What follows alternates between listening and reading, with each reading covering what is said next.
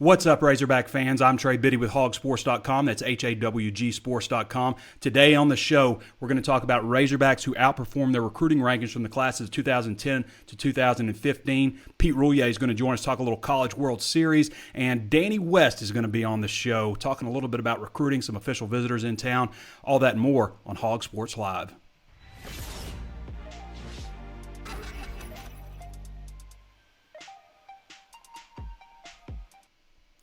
Well, first I want to go ahead and bring in Danny West. Danny does all of our recruiting stuff at HawgSports.com and does a great job. Most of our recruiting stuff is VIP, so you have to have a membership if you want to get on there, and that is just $1 a month at HawgSports.com right now for your first month. And you could also sign up for a year and get 30% off. Danny, how you doing? Hey, man.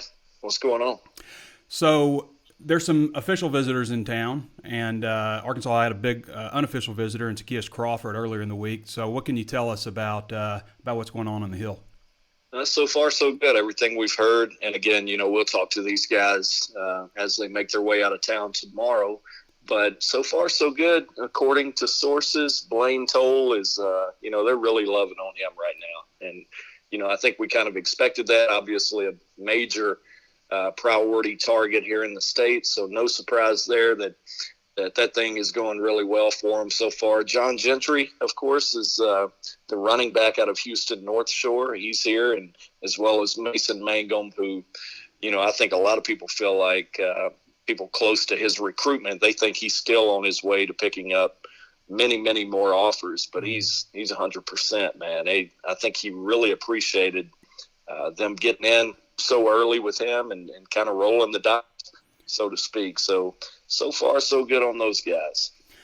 And Danny, what can you tell us about Zacchaeus Crawford right now? I mean, he's obviously Arkansas's highest rated commitment and came in for a visit on Tuesday. Does everything look solid with him? I think people are a little nervous with what happened with the Zevion Capers deal recently. So where are things with Zacchaeus?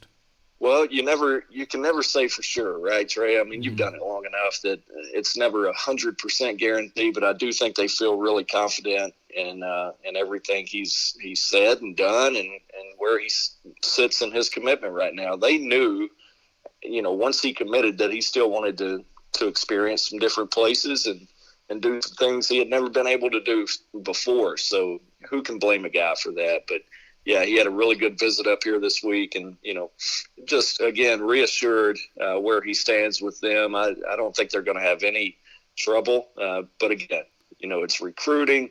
You're dealing with a really heavily recruited guy with a lot of cutthroat talent. We'll just call it what it is, competition out there. So, you can never say for sure, but I do think they're feeling really confident in being able to keep him on board. You can read more about Danny's wrap-up of this recruiting cycle right now with the visitors coming in. He's got a nice Thursday Razorback recruiting notebook on HawgSports.com. It breaks down, Malik Chavis in the 2019 class, where he's going to be playing specifically, and Blaine Toll, who his visit host is, and breaks down a Missouri commitment also that Arkansas is in on, and talks a little bit about Robert Scott, the Conway offensive lineman, and his commitment to Ole Miss over the weekend. So, that's. I guess that pretty much wraps up all the stuff there. Danny, Arkansas doesn't make a lot of in-state offers, and this isn't an exceptionally deep in-state class, but we got to talk about Brandon Thomas out of North Little Rock, the running back, 5'10", 197 pounds, recently dropped a 4.46 in the 40-yard dash, and Arkansas has made him the sixth in-state prospect that they've offered a scholarship to. Well, you mentioned that 4.46 there, and to me, Trey, I think back a month or two ago when we released our first edition of the Natural 21, which is our ranking of the in-state prospects, and we've been doing that for 15 years or something. But I think I had Brandon at number 10 overall. Did have him at number 1 running back in the state, but I said it in his little capsule there. I thought his speed was really the only question mark for him. Now, I think you watched him yesterday on film. He's strong. He's got great balance, good vision. But, I never saw the breakaway speed. And he tweeted about a week ago that he had gone to UCA's camp and that he had been working on getting that 40 down for a while now. So it kind of, it made me feel a little bit better than I was seeing maybe the same things that coaches were seeing. The only hold up there was that speed. So if he's dropping 4.45 and 4.46, at the UCA camp. I think that answers, some of those questions that you do have about a great kid, a guy that Arkansas was really wanting to get to camp this week. But unfortunately, Brandon, he got dehydrated from what I hear and had to go visit the hospital. So hopefully he's okay, and maybe that offer made him feel a little better this week. Danny West joining us with HawgSports.com. I want to remind everybody, if you haven't thrown us a thumbs up and you like the content that we deliver at HawgSports.com and on HawgSports Live, go ahead and throw us that thumbs up, a heart, a happy face, anything like that helps us get our message out there. There are plenty of ways to listen. Apple Podcasts, Spotify, Stitcher, if you're listening on those, throw us 5 stars, throw us a review. Again, helps us get our content out there to other people. And the more eyes we can get our content in front of, the more people that watch, obviously. Facebook Live and YouTube also available if you want to watch the show. And we try to run the show probably every Monday and Thursday. Definitely be more set in stone once football season arrives, and especially in August camp. So go ahead and throw us that thumbs up if you're watching right now. So, Danny, speaking of offers, Hayden Metcalf out of Prosper, Texas, a wide receiver that Arkansas has just offered also. What can you tell us about that 6'1", 170-pounder? Yeah, he's a preferred walk-on offer. So a guy that came up and actually he ran through his very first rep at one-on-ones the other day, and I think they pulled him aside and said, "Hey, this is kind of where you stand with us. We would love to have you, that sort of thing." So he impressed them immediately. He's actually got a sister in school up here. I think she's a junior. So, that plays to your advantage. This is a guy that came up 4 times last season, came to 4 different games. So as of right now, I would, unless a whole bunch of new offers start rolling in, I would give Arkansas the upper hand in trying to get this guy on campus. He's a really good player. And he's a preferred walk-on, correct? That's right. That's correct. Yes. All right. They also offered a quarterback. Yeah, Will Crowder. 2021, Will Crowder. Yeah, kid out of Alabama. A guy that really likes Joe Craddock, who is also from Alabama. And Crowder is a 6'2", 185 guy. Southern Miss, Campbell, Valdosta State, I think, had already offered him. So first SEC offer, first Power 5 offer. And I know Auburn and Mississippi State hit him up shortly after Arkansas offered the other day. So this thing could start to really take off for Will. All right, Danny. And speaking of quarterbacks, on the topic of quarterbacks, Chandler Morris, Arkansas quarterback target in the class of 2020, son of Chad Morris, was just bumped up to a 4-star. Now, I'm guessing – now 24/7 Sports has had him pretty high. He moved up 466 spots after the Dallas opening regional. I believe that was March 3rd, and then on the 15th, they bumped him up 466 spots, despite checking in at 5'10", 172 pounds. So that just shows you how impressed they were with him. Dropped to 4.72 in the 40-yard dash also, laser time. So Chandler's got a lot working for him. Huge numbers last year, got a nice offer list developing, and now I think deservedly so bumped to 4-star status. Yeah, it's a good time to be Chandler Morris, man. You think about it. What his dad's been able to do up here in recruiting. And, it seems like everything's trending in the right direction for the football program. To have that offer and so many others sitting there waiting for him. And the success they've had at Highland Park going into his senior year, they're expected to be just as good, if not better, again this year. So good time to be him. We'll actually be able to watch him again tomorrow. Yeah. He's going to be at the camp tomorrow afternoon. The passing academy, Trey, they're expecting 250 kids in that neighborhood over the next 2 days. So It should be fun and going to be a busy weekend. I can tell you that. We'll get into that passing academy and the Trench Hogs camp and stuff here in a second, but just a little bit more on Morris. So I guess what made him bump, because he was still a shade under 4-star status on 24/7 Sports, and I know on Rivals he was a 5.7, so he was just under 4-star status there, but ESPN moved him, I believe this just happened, moved him to number 239 prospect in the country, which is solidly in 4-star range, and that was enough to make him a composite. For those who don't understand, 24/7 Sports does a ranking, their own individual ranking. We think they do a fantastic job, but if you talk to any scientist, the more data you can pull and more opinions you can pull, the better. So they also pull from Rivals and ESPN, and used to pull for Scout before 24/7 Sports absorbed the Scout network. And they create what they call the composite ranking, which has really become the standard for recruiting rankings nowadays, and that is where he gets the 24/7 Sports composite 4-star ranking. what did he pass for? Like 4,000 yards, 46 touchdowns, 6 interceptions, 650 rushing yards, 20 touchdowns rushing, something like that, ridiculous, and led him to a state championship where he was the MVP of all that.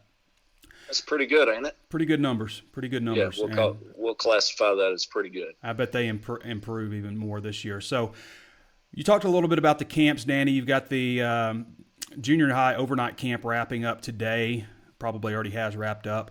And I just want to say, I think I talked about this a little bit, but I talked to another parent of a kid who went to the youth camp. So I've talked to two parents of kids who went to the youth camp, and they were just blown away, both of them, by how things were organized. I assume the same for junior high and for these high school camps especially. So you've got these spring official visits wrapping up tomorrow, and then also tomorrow you have the Trench Hogs camp and the Passing Academy camps. You mentioned 250 players at those two, or is that also including the Hog Wild Elite camp on June 15th? The next 2 days combined. Yeah, so you've got the Hog Wild Elite camp on June 15th. That's the one where coaches from all over the state, all the college coaches from all over the state will be there to observe, kind of like, I guess, a satellite camp. And you got the Trench Hogs and the Passing Academy camps tomorrow, which those ought to be pretty entertaining, I would think. Yeah, the Trench Hogs camp is a padded camp, so we'll be able to hear some pads pop a little bit. Now, the Passing Academy obviously is not – it's a non-contact camp, so a little more skill involved there. But, for the Trench Hogs camp, O-line, D-line, check-in starts at 7 a.m. in the morning. Camp starts at 8:15. They're going to run till about 1 p.m., and then check-in for the Passing Academy starts at 2. So really quick turnaround, and they're going to go all the way until 8:30 tomorrow night. I know some of the official visitors are getting out of here at 5 o'clock in the morning. So, man, it's going to be a long day. But, kind of like a coach told me the other day, he said the race is on to June 16th. Because after you get past that Saturday camp, I mean, they're going to be able to take a little break too, and well-deserved for them. Danny, I got one good question here for you, a lot of comments, but Jacob Herod wants to know, where are we with Chris Morris? Chris Morris, man, it's kind of a roller coaster, to be honest with you. 1 week I feel like he's Arkansas's to lose.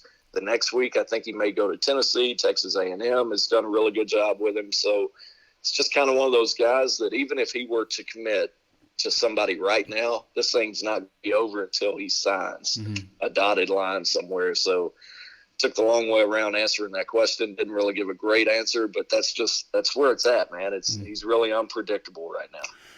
All right, I'll get you out with this one last question. It wouldn't be normal if we didn't have a John Oliver question. So Coy Kaywood says, where does John Oliver stand with the Hogs in recruiting? And I'll just mention this real quick, Danny, because I think, a lot has gotten a little bit overblown. He's a good player, but for Arkansas, I think probably the best option for him is probably going to be the chance to walk on or something. Don't you think? I mean, do you think he's a scholarship player at Arkansas? But not yet. I didn't think he ran particularly well at camp the other day, so he's got some improvement to do there. I think John would be the first to admit that. So everybody's pulling for the kid. He's got a huge heart. He's got all the passion for it. So hopefully if he's given that chance to walk on, maybe he'll get up here and make the most of it. But right now, no, I'm not seeing a scholarship offer going his way at this time. I think he'll be a guy that people follow for a long time, just because you mentioned the heart and putting himself out there, doing all he can. Tell you what, man, you wish some of these 4- and 5-star guys had that attitude, here in our state. But more power to them. They want to look around, but it does make you appreciate guys like that. McFadden just saying, no, I'm going to Arkansas. And John obviously is cut from that same cloth. Yep. All right, Danny. Well, man, I appreciate you being on with us. All right, buddy. All right. We'll see y'all. All right, so that was Danny West with HawgSports.com. And again, you can read all of his stuff at HawgSports.com. That's HawgSports.com, part of the 24/7 Sports Network. We've been there for a year now and have had some really impressive results in the last year that we've made the move from Rivals to 24/7 Sports. Actually have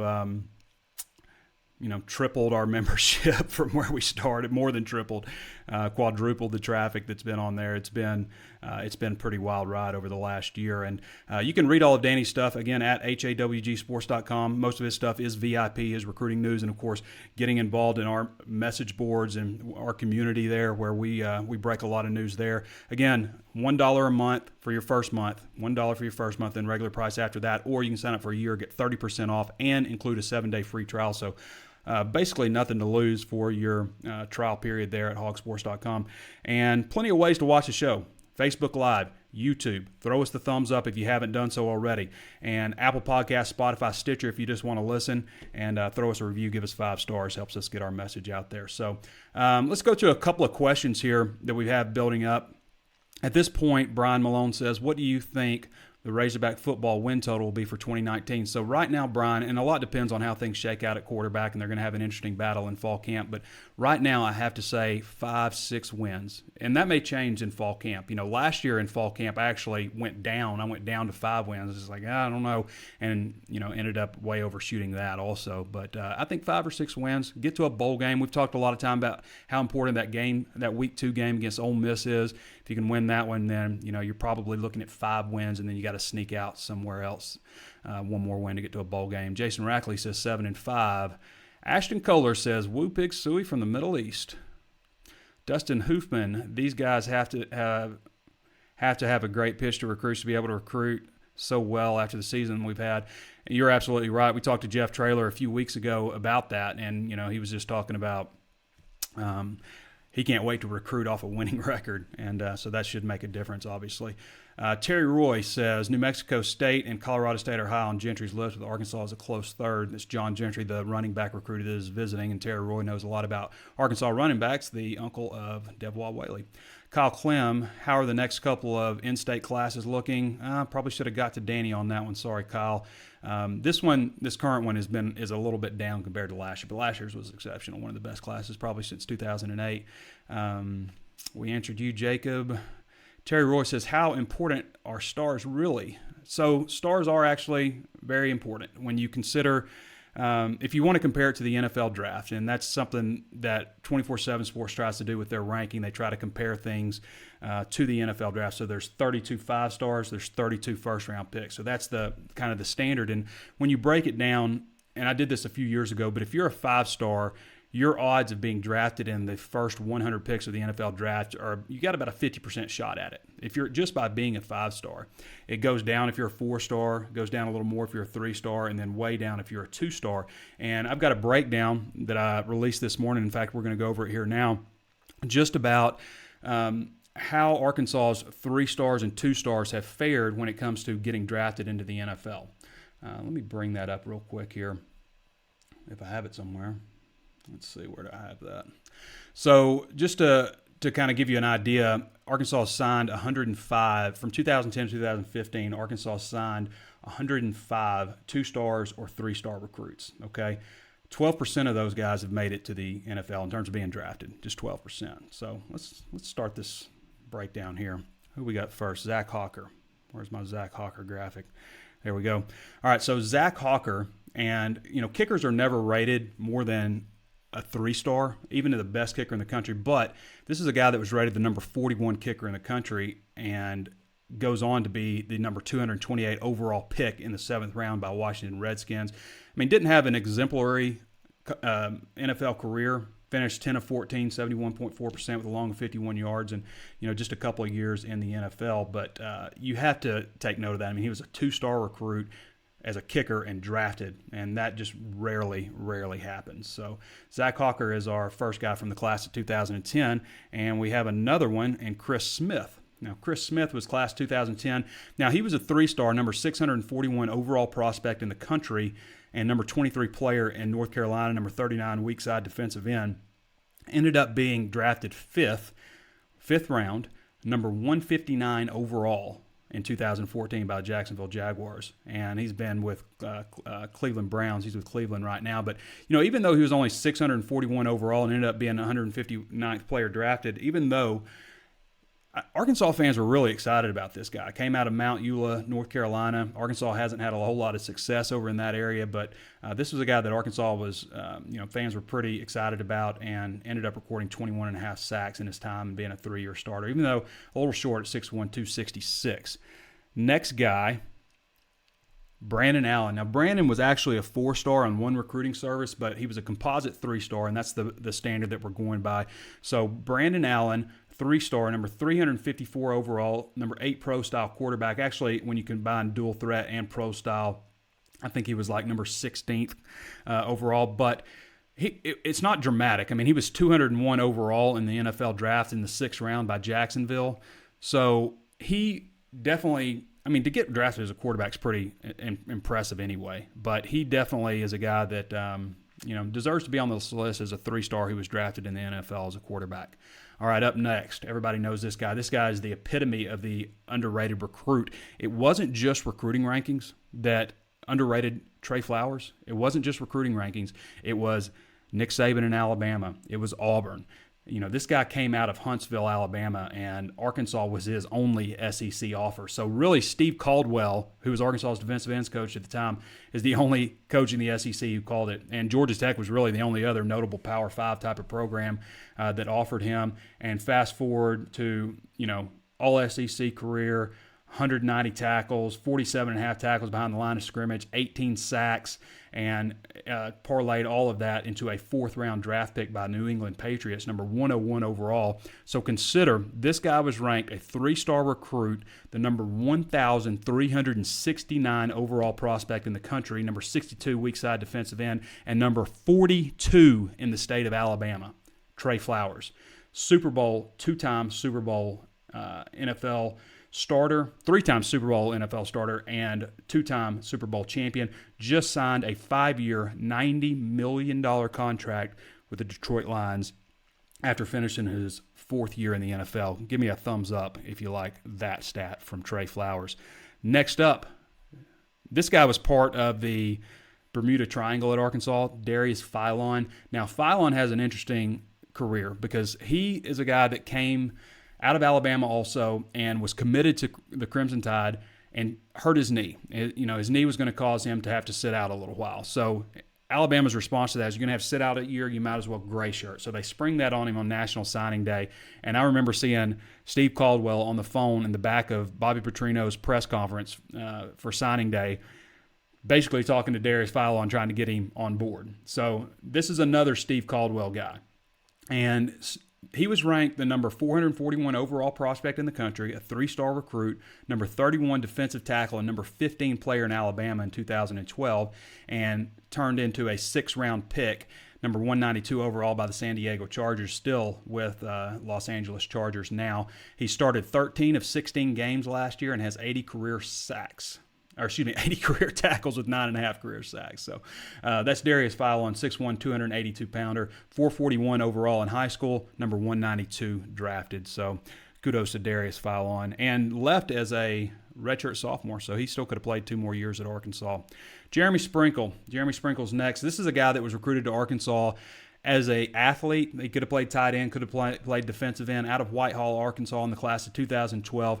A 3-star recruit, number 617 overall player in the country, number 25 tight end, and number 7 player in Arkansas, and turned that into a 5th-round draft pick, number 154 overall by Washington in 2017. 6'5", 252-pounder, a guy that played on a really good group of tight ends, a really good group. Hunter Henry, A.J. Derby, those guys who both obviously made it to the NFL and still are. I think A.J. Derby's still hanging on somewhere maybe.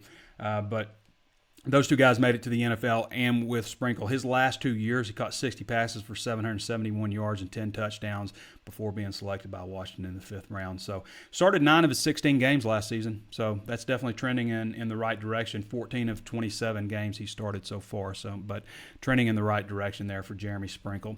All right, this guy is a favorite for a lot of people. Kiro Small. When Kiro Small was being recruited as a 5'10", 5'9", 240-pound fullback who was listed as a linebacker, not too many people were excited about him. He was away out in California at a junior college, a 2-star recruit, the number 93 junior college player in the country, number 6 inside linebacker, and 34 in California. He's originally from Baltimore, Maryland, but Arkansas got him out of junior college. So his stats aren't that impressive, but what was impressive about Kiro is how many face masks he broke. I mean, this guy was a wrecking ball, and actually was able to redshirt the John L. Smith year. They were going to play him at linebacker and fullback that year, and he ended up, I think, hurting his foot. I think he was one of the guys that hurt his foot.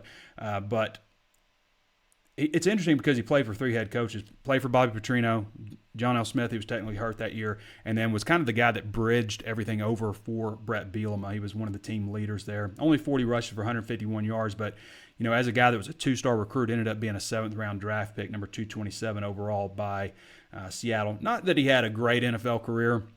Only played in 3 games, but or at least 3 starts, I guess, but and is not in the NFL now, but to go from a 2-star to actually getting drafted in the NFL, I think is quite significant and warrants a position on this list. So now the third member of the Bermuda Triangle, Martrell Spate, who just retired. Martrell just retired, and I guess maybe injuries, because if you look at his career the last couple of years, he's been pretty involved, and then these last 2 years just didn't play much, and I should have kept up with it better, but I think maybe injuries have played a role in his decision to retire early. But Martrell Spate was a 3-star recruit, number 80 JUCO overall, number 9 outside linebacker, number 16 prospect out of the state of Arkansas that year, and turned that into being drafted in the 5th round, number 141 overall by Washington. It's a guy that didn't play much his first year at Arkansas. In fact, I think he was unhappy with the way things were playing out his first year, and then turns that into getting his head on straight or what, but things just worked out the next year and put up one of the best linebacker seasons in the history of University of Arkansas. First team All-SEC, 128 tackles, 10.5 tackles behind the line of scrimmage as a senior.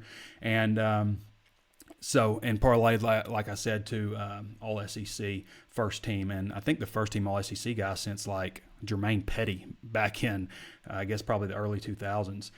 Next up on the list, another fan favorite, Sebastian Tretola. Now, he's had his off-field issues, and last seen trying out for the New England Patriots in 2018. But Sebastian Tretola, 3-star recruit, number 56 overall junior college, number 11 offensive guard, and number 2 player in Iowa, and turned that into a 6th-round pick, number 193 overall by Tennessee. Now, when he arrived at Arkansas, he arrived late out of junior college, just before the start of fall camp, and was 6'4", 370 pounds. But once he got that weight in order, he entered the starting lineup and started the next 24 games, I believe. So turned into All-SEC. One service named him an All-American in 2015. So Sebastian Tretola definitely had a good career at Arkansas. Now we come up to a few more familiar names. You notice there's been a pretty big gap here. I mean, from Tretola, who was a junior college signee in, what class was he, 2014. No, I guess Armand Watts was 2014 too, but Tretola was, a junior college. But so Armand Watts just drafted. Now, this is a guy that didn't do much for his entire career, the first 4 years, including his redshirt year. I mean, you look back at what he did. He played, it was redshirt freshman year in like 11 games, and then just 4 games the next year, and then just barely played, like I think 1 game the next year, and then all of a sudden he emerges as a starter for Arkansas and produced 49 tackles, 7 sacks to lead the team, all coming up the middle. He was one of the best defensive tackles in terms of sacks in the entire country last year. And he was actually a teammate of Brian Wallace, who was a 4-star recruit. Brian Wallace was viewed as the big-time recruit, and Wallace is the guy who couldn't get a Missouri offer.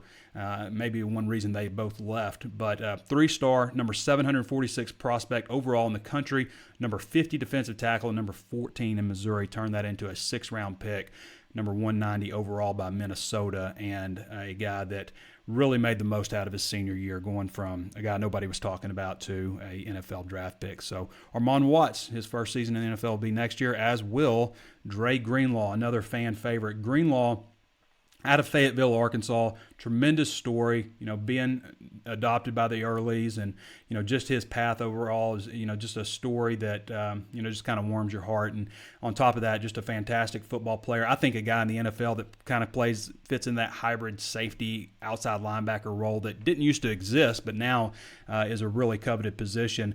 Class of 2015, 3-star recruit, number 831 overall, number 6 safety, and number 12 player in Arkansas. Turned that into from 831 overall to 148 overall pick by the San Francisco 49ers, 5th round.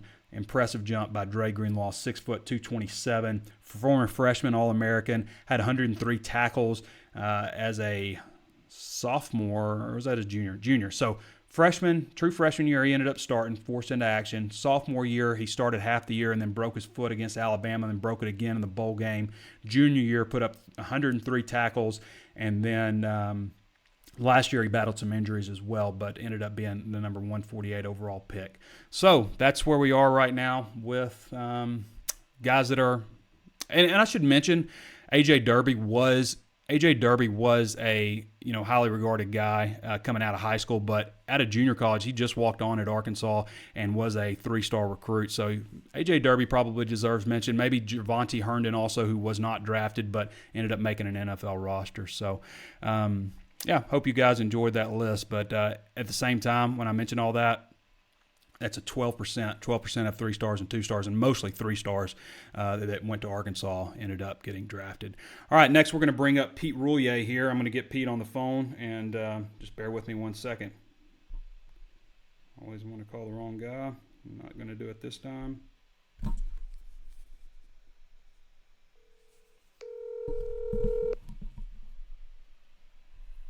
Hello. Pete Roulier, you are on HawgSports Live. How you doing, man? I'm doing all right. How you doing? I'm doing good, Pete. Doing good. So obviously I enjoyed the. Go for it. No, I enjoyed hearing about the guys that were underrated coming in out of high school and did well at Arkansas. I'm sure everyone else enjoyed that too. Yeah, a lot of different guys. Arkansas is kind of a hotbed for that kind of story, huh? They have to be, and to be honest with you, Pete, I don't think they put enough. I mean, you go back to the Houston Nut days; they really, had a lot of 3-star type talents that emerged into being big time players for them. And like I said, they're at a 12% clip right now for those guys. So, obviously, you do a little better with the 4 stars and 5 stars. So, Pete, I wanted to get in real quick with 3 Razorbacks were just named All-American. What can you tell me about that? Yeah, 3 guys. I think Cronin was kind of expected to be an All-American at the beginning of the year, but Isaiah Campbell and Jack Kinley were 2 guys at the beginning of the year that no one really thought could be All-Americans. Well, Campbell always had the stuff, but after a shaky 2018, it was kind of questionable. So good for those guys earning All-American honors. I'll go over the numbers right quick. Isaiah Campbell, after a shaky 2018, he's got a 2.26 ERA this season, struck out 115 batters and walked 20. He's just been solid on the mound all year long. Really gets batters out mentally, doesn't really overpower them, just outsmarts them. He's had a great season so far. And then Jack Kelly's the surprise of the year, really, playing second base for Arkansas. Really could play anywhere in the infield, but that's where he fit in this year. But hit 13 homers, never even hit a homer before this season, so that's impressive in and of itself. And batting over 300 with a 319 average and 10 doubles, 4 triples, which is pretty impressive, and 53 RBIs. And then Matt Cronin kind of has done what everyone has expected him to do as Arkansas's closer. 12 saves so far this season. Broke the record last year, the school record with 14 saves last season. Could probably get to that again this year, depending on what happens in Omaha.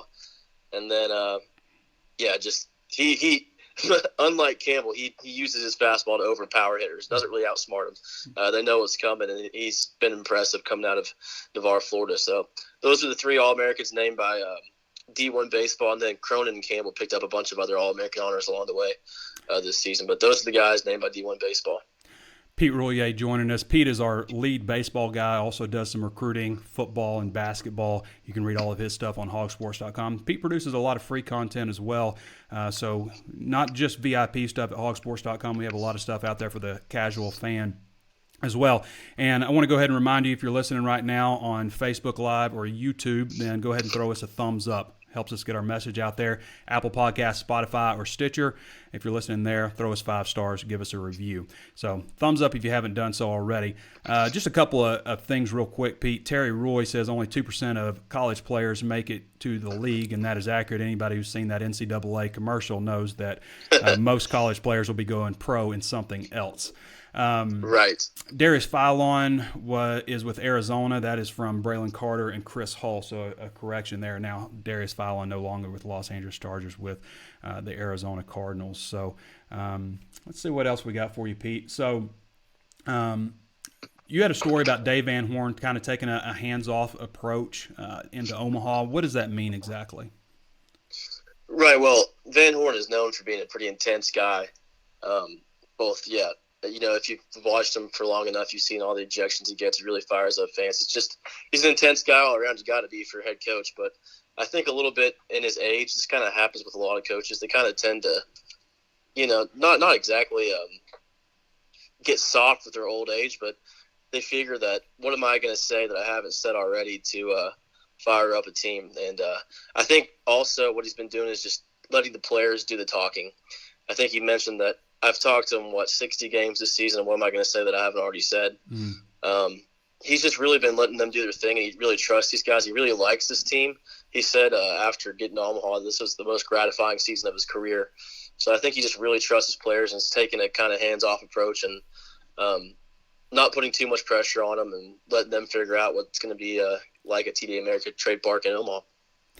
So this pitching matchup, we've got a Q&A coming with Chris Nee at Knowles 24/7. What Chris says, Drew Parrish, a junior left-hander, will likely start against the Razorbacks. He's a paint-by-numbers type with multiple pitches in his arsenal. His velocity is good, low 90s capable, but he's good at mixing and keeping batters off balance. When he struggles, he tends to leave it up and allows it to be driven hard, including long ball. He's a veteran pitcher with a ton of career innings, which makes him good at batting on days where he struggles. Good at battling on days when he struggles. Yeah, right. Yeah. But the quality of teams you face in Omaha tend to reduce the margin of allowable error as a pitcher. What do you think about this pitching matchup? Yeah, if you look at it, the first thing you notice is that he's a lefty, which is normally not good news for Arkansas lineup, which is pretty lefty heavy. So that's kind of a concern. But then there's also some things in there that you like to see if you're an Arkansas fan, because that on days that he struggles, he tends to lead the ball up, and they can hit a lot of home runs off of. Arkansas's offense has some power, especially the middle of the lineup with Fletcher, Kerstad. Kenley's hit some homers. I mean, if Arkansas can get the long ball going, I don't think Florida State really stands a chance. I think, and he's also, I mean, I got some stats pulled up on him too. He's got a 5.11 ERA. And then in terms of the matchup, you got Campbell on the other side, who's been rock solid all season. You can look at his numbers, his ERA, everything's excellent. I mentioned that earlier. But I think the stat that stands out to you is he's 12-1 this season. So it's really hard for Arkansas to lose when Campbell's on the mound, and he really hasn't had a bad start all season long. So I think if you're Arkansas, despite the fact that they got a lefty on the mound, I think you like the pitching matchup there. All right, Pete. So your prediction for Saturday's game real quick, and what do you think is going to happen in the bracket? I'll start with the second question first. Arkansas is on the best side of the bracket by far. We actually had somebody on Drive Time the other day kind of complaining about the way the bracket was set up. I haven't heard anybody complain about that. Well, maybe he's thinking because Florida State and all these teams kind of like got the good story on their side. Yeah, maybe so. You know, there are some good stories. I definitely would not want to be on the bracket with Vanderbilt, Mississippi State, Auburn, Louisville. Arkansas won that bout just by luck, really, because they could have faced some good teams. So the teams that they're playing, I mean, beat some good teams to get to the Super Regional. It's no cakewalk, for sure. But yeah, no. On terms of a Saturday, like I said, I love Campbell on the mound for Arkansas. What's really going to be the X factor is, I mean, Florida State. Speaking of stories, they just kind of cruised through the regional against a good Georgia team, then swept LSU, and then, I mean, just to put like the cherry on top with momentum, they won that last game on a walk-off. So they're feeling themselves right now, and you can't take away the magic with Mike Martin, it being his last season and him never winning a national championship. But I still got Arkansas just because of that number, 12-1 on the mound with Campbell, and they got some momentum themselves. And I think this team is hungry. And then you think about another story. The drop ball is always going to be over there. So how that drives them, and a guy on the mound for Arkansas with this much composure and what he's shown all season, I don't think Florida State is going to be able to overcome that. All right, Pete, as always, any last words of wisdom? Any last words of wisdom? Who do you think for the 2019 class could be like one of those guys, maybe like Armand Watts or Jeremy Sprinkle? Especially, I'd like that maybe could be an NFL player. You know, I could see it being a Monte Spivey possibly. Danny and I were talking about that the other day. You know, he's a guy that's got a lot of ability. It came down to a battle between Arkansas and Ole Miss. 3-star recruit, but if I'm just, off the top of my head, I think maybe I'll go with a Monte. I'll just say it without even doing it. I think Marcus Miller might be one of those guys. Oh, yeah. Marcus is an interesting guy because this is, him and Traylon Burks both. Neither of those guys went to any camps, but with Marcus, he had some injuries throughout his career. But you see that guy, you're just like, whoa. Oh, he's a man. Oh, there's no question that he is a get-off-the-bus type of first guy. Get-off-the-bus first type of guy. But Marcus Miller, no question about it. So yeah, number 8 player in the state. So that'll be interesting to see. Yeah. All right, Trey, Pete. appreciate you. Appreciate you, man. That's Pete Roulier with HawgSports.com. Again, that's HawgSports.com. Go ahead and give us a trial period at Hog Sports. Before we move on, let's see what Dave Van Horn had to say yesterday about this matchup. To us, it's another great team that we get the opportunity to play. We're just so excited to get up there, and hopefully we'll play as well as we did the game 1 and game 3. If we do that, we have a chance to play with anybody that's there. When they face Isaiah, they have to change their philosophy a little bit if he's doing what he can do, because he throws strikes. So, we've looked at that. We're all about throwing the ball over the plate early in the count and making him swing. And this is going to be a great matchup. I'm still waiting to find out who they're throwing.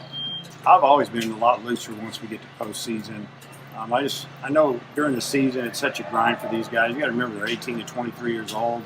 A lot going on in their lives, from obviously academic side, social side, just trying to keep them focused. A lot of times it's about keeping them focused. Once we get to this part of the season, I don't feel like I have to keep them focused. They should be focused. They're excited about being here, school's out. A little less maybe for us to really be concerned about, but we know that our guys are hooked up and ready to go every day at this time of year. And for me personally, it's just about enjoying it and watching these guys play. We wouldn't be in this position if we weren't pretty good. Back-to-back is really special. Probably just set in for me just last night, to be honest with you. It's been so busy, but just the thrill of watching the guys celebrate on the field. There's only 8 teams you get to celebrate like that. And then when you go to Omaha, only one team celebrates, so 7 league disappointed. So really, for the most part, except for one team, that's the biggest out of the year when you get that last out to get a chance to go to Omaha and compete. I don't know. It's something special. It's different every year.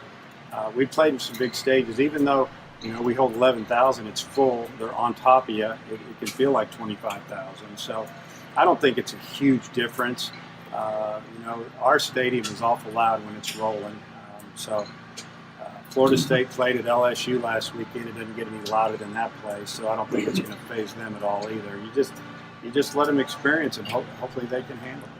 What I saw this year, I saw probably more towards the end of the year last year, pitching them backwards. I can tell you Heston knows how they're going to pitch them. They're going to start away and try to finish them in. They're going to try to finish them up hard, get him to chase down and away, try to frustrate him. Martin, it's been a little bit more inside this year. Last year they were scared to come in.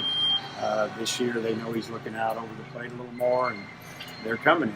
There's not one on our side of the bracket, so we've got to win our bracket if we have an opportunity to play another one. And, the odds are that an SEC team's going to come out of the other side. So I don't know how I feel about it. I'm just glad we're playing. Well, I'm confident that we can get the right players in here, and they'll develop, and they want to get back and compete for a championship. That's kind of what we talk about when we recruit kids, and even throw out, hey, if that's not what you're looking for, this probably wouldn't be the spot for you in a lot of cases. So, I didn't know we'd get back this year, but I feel like every time we go, we're going to compete to win one, and one day we'll get it. All right, everybody, that was Dave Van Horn there. We're going to get you out with this last question from Terry. Do y'all think the rotation hurt Arkansas football the last 2 years? I think inconsistency hurts the team. A lot of players never knew their true value on the team. And with athletes, consistency matters. I do feel like that's been a bit of an issue. It seems like you never know what player is going to get what kind of action, and there has been a lot of up and down. I don't think there's any question about that. I think that's one of many problems, though, Terry. I think you probably agree with that. But things look like they're headed on the right track. Okay, everybody, I want to say one more time, if you haven't given HawgSports.com a try, now's a great time to do that. There's a lot of stuff coming up. We got big camps coming up this weekend, and SEC Media Days is not far off. We're inside of 80 days until the start of football season, even less than that, and the start of fall camp, which we blow out fall camp like nobody else. And, of course, we'll have blowout baseball coverage as well. If you're listening on Apple Podcasts, Spotify, or Stitcher, go ahead and throw us a review. We'll take 5 stars from you if you like the show. If you don't, then, don't throw us 5 stars. If you're watching Facebook Live or YouTube, throw us a thumbs up if you haven't done so already, if you like the content that we provide. So, for Danny West, for Pete Roulier, this has been Trey Biddy with HawgSports.com, and we'll catch you next time.